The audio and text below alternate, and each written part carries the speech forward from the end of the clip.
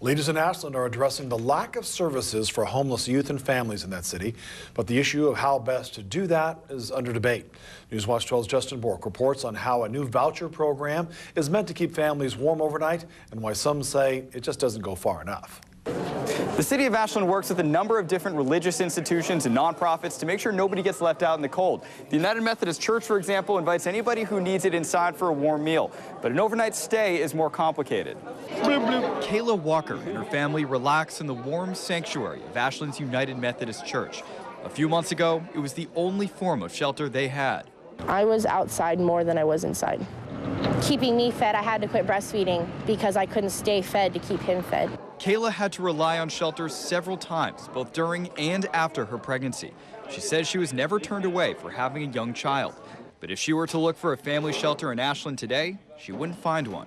The bottom line is keeping everybody safe and serving them responsibly. We don't have the ability to separate a family out in any way or to protect them behind a door. But there are places in Medford that can, and the emergency fund or voucher program can get them there.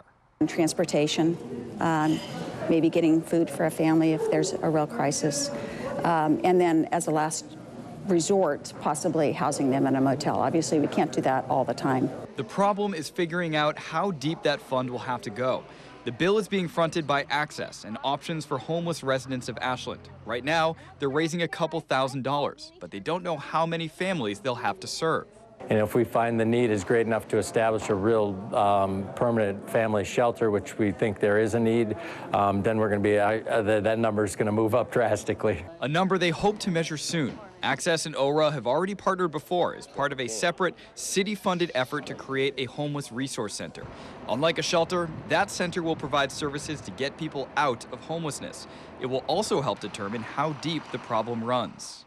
We just haven't had a means to collect that data to this point.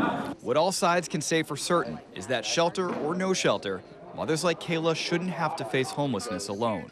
Honestly, I can't say being homeless was a burden. It was a growing period.